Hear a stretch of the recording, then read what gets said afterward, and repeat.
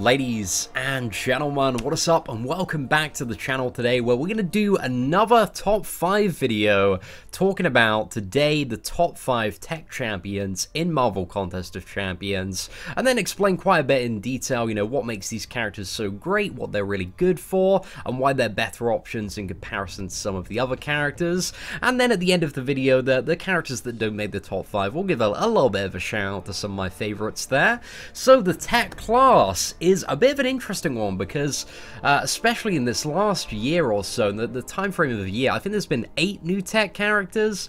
We had a period of 4 months where 7 out of the 8 characters were tech, like an absolute bombardment of them. So there have been so many new additions to this class, and I feel like a lot of stuff has really shaken up with the tech class in the last kind of 12 months. So there is quite a bit to talk about, and it's going to be a very different video in comparison to the top 5 that we did before, because there have been so many new additions. So yeah, just to give the baseline, there's 20 characters, but 2 of those characters is Kang, and also the other one is the Ultron from Labyrinth of Legends. So we're going to be excluding those champions from the top 5 list. Not that they make the top 5, but just as a bit of a heads up that we won't be talking about either of those 2 characters in too much detail today. They're both alright characters, but nothing too special on either one.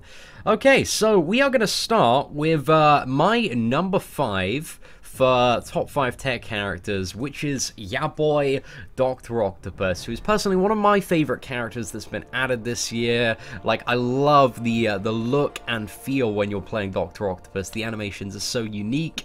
He does look a little bit creepy though, especially with those fingers, but Dr. Octopus, kind of the main things that make this a very, very appealing character, because he can seem incredibly complicated at first. Essentially, if you play this character right, you can have an infinite power lock and also an infinite heal block, and when awakened, both the power lock and heal block can siphon either power or health, depending on how you play the character.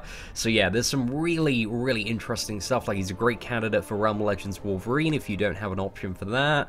If there are any big fights in the future that require like a permanent power lock that you can keep up 100% of the time, then Dr. Ock might be a better option than Magic, because even Magic's power lock has it's a 15% chance to fail, whereas Doc Ock's, if you play him in the right order, you have 100% uptime on that power lock. Just keep on spamming the special one once you've got that breakthrough there.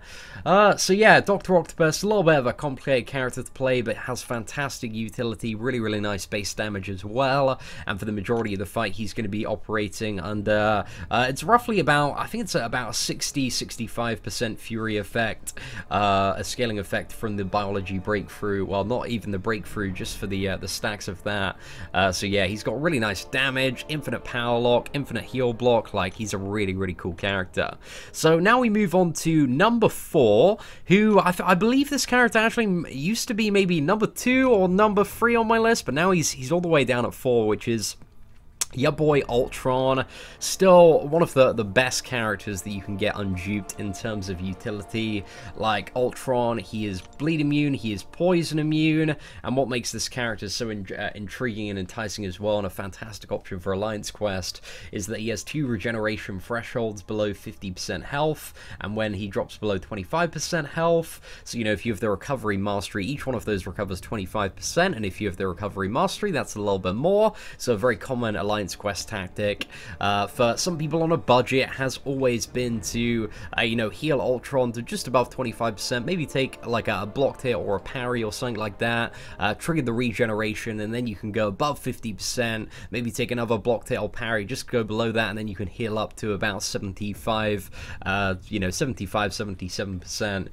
So yeah, that's some really, really interesting strategy always going on with the hardcore Ultron players in Alliance Quest. Apart from that, he's got a little bit of a bleed, he has a stun on any of his special attacks, 40% chance to trigger, and also when he's awakened, can convert any energy-based attacks that land on him to both health and power. So, you know, that isn't the best awakened ability in the world, but it's alright. It can be very useful in some matchups, and especially if you slip up now and again. So Ultron, he's just, you know, your tech utility champion.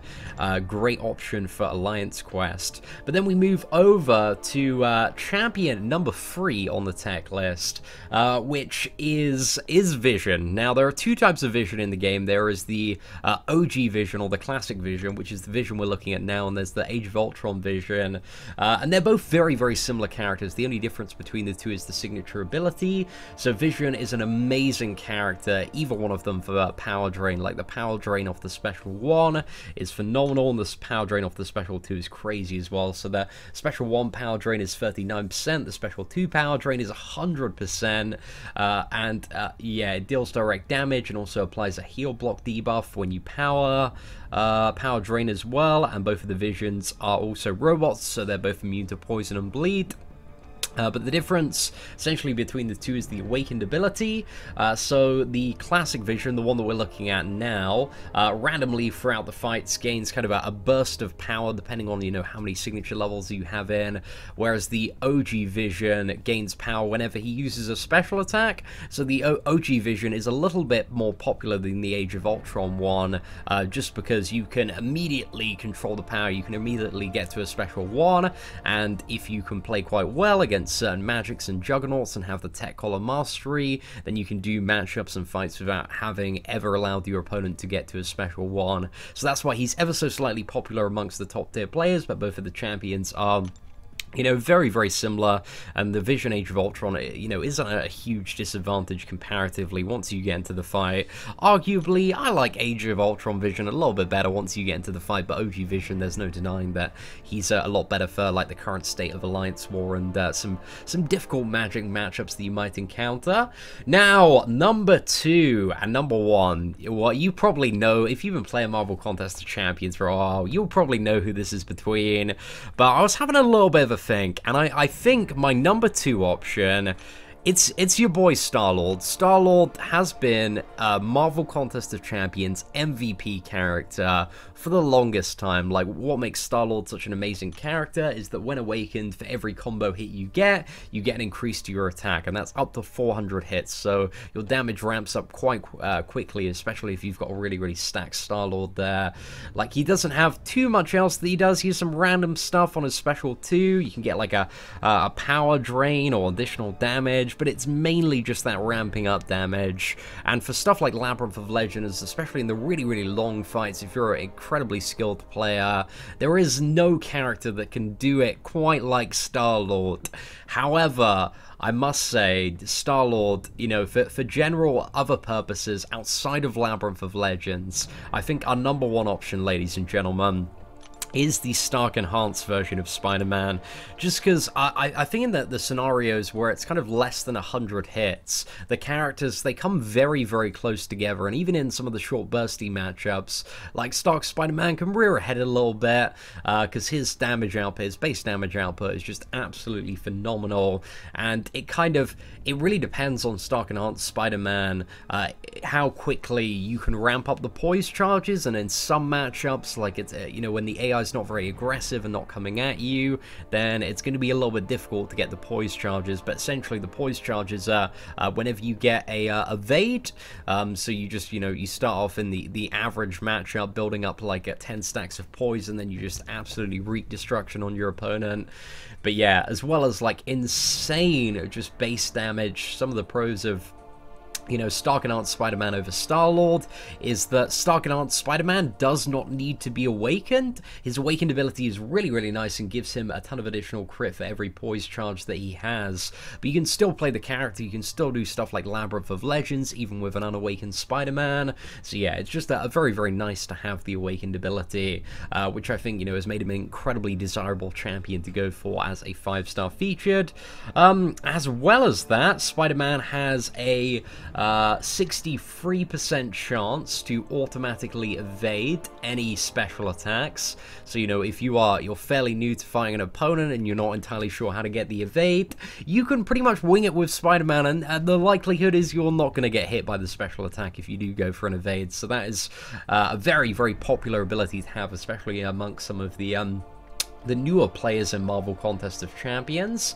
And he also has, with his poise charges, when you land 5 uninterrupted attacks, it converts it into a taunt debuff, which lasts 50% longer against villain champions. So when the taunts is on the opponent, it reduces their attack on the specials by 40% and increases the chance that they're going to use a special attack by 70%, and also prevents, like, if you ever fight an all or nothing node with Spider-Man and you get the taunt on, then the character will, instead of having a 0% chance to use his special attack, it'll go up to 70%, and he'll be very much more aggressive in terms of using his special abilities. So yeah, a bit of an interesting play around there for some of the all or nothing nodes. You have an emergency power drain on your heavy attacks, which has a 30-second cooldown, which is a really nice addition. You have a special attack 1, which has a guaranteed stun for 2 seconds, which with power gain nodes and these nodes that we're seeing, I think that the node is called Power Reserve, where it reduces the cost of all special attacks. If you have that, you can just 5 combo, special 1, you know, and just keep on repeating that and just keep your opponent infinitely stun locked. Like, it's absolutely crazy, all of the stuff that Stark Enhanced Spider-Man can do. And the special attack 2, just tons and tons of damage from the web shot. And also the special attack 3, which I don't really see too many people talking about often. But it has a 100% chance to ensnare the opponent for 18 seconds, and it reduces ability accuracy by 30%, so it's not the biggest amount, but it's going to prevent, you know, maybe some limbo triggers and other stuff in longer matchups. But the best part about it is if you fight like a classic Spider-Man mirror matchup, it prevents evade for 18 seconds, so it is very, very powerful.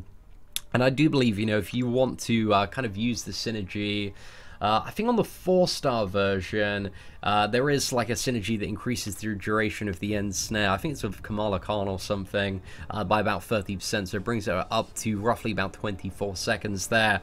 So yeah, Stark Enhanced Spider-Man, just great damage, ton of utility.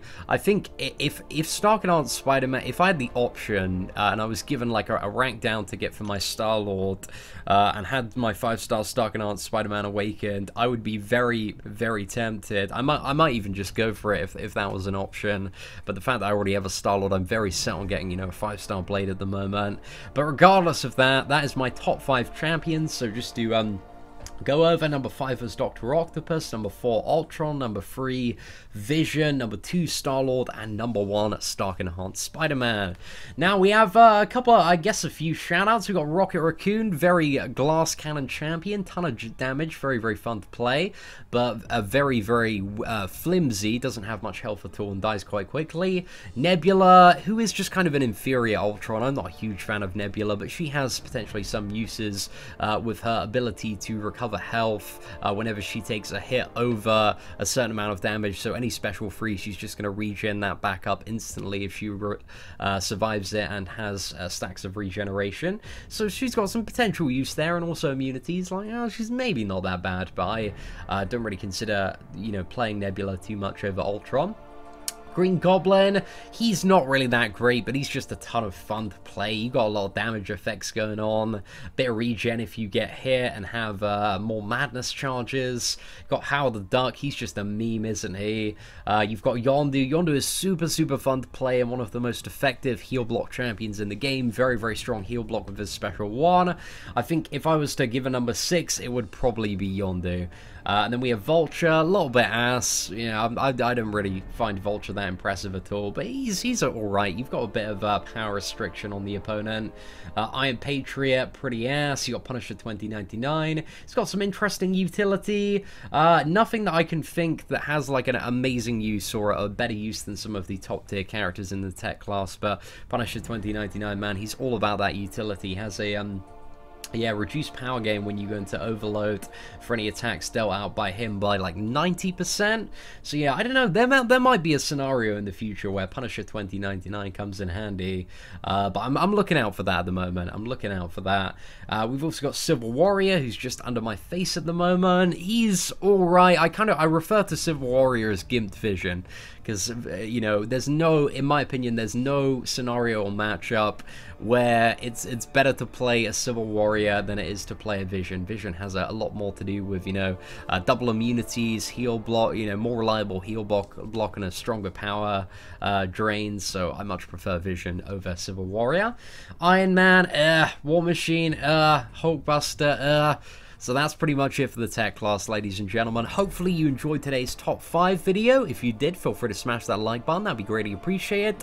Apart from that, thank you very much for watching. Take care, and I hope that you have an absolutely fantastic day.